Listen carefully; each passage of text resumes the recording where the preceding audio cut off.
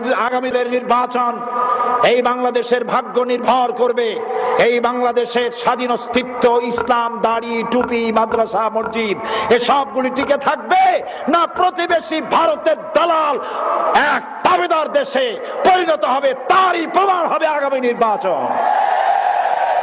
এবং কেন্দ্র থেকে যাকে নমিনেশন দেওয়া হবে সে ছাড়া যদি কেউ দাঁড়ায় তাহলে হেমায়েতপুর পাঠায় দিতে হবে। রাজি আছেন? শীর্ষ নেতারা সিদ্ধান্ত নিয়ে যাকে যেখানে দিবেন ওই দলের নাম করে স্বতন্ত্র হোক অথবা আলাদাভাবে যদি কেউ দাঁড়ায় দড়ি দিয়া বান্দা পাঠায় দিবেন হেমায়েতপুরে।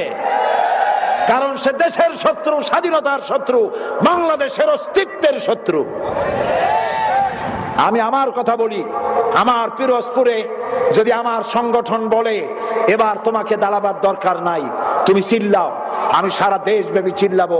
আর আমার এলাকায় যাকে দেওয়া হবে আমি তার খাদেম হয়ে, সেবক হয়ে প্রচার করে বেড়াবো। আমি দেশকে ভালোবাসি, দেশের অস্তিত্ব এবং অখণ্ডত্ব টিকায় রাখার জন্য ঐক্যবদ্ধ হতে হবে। কোন হুজুরে কি বললো এ করলে চলবে না, কোন পাগড়ি পরিয়া সে কি কইলো ওইটা আমার জানার দরকার নাই।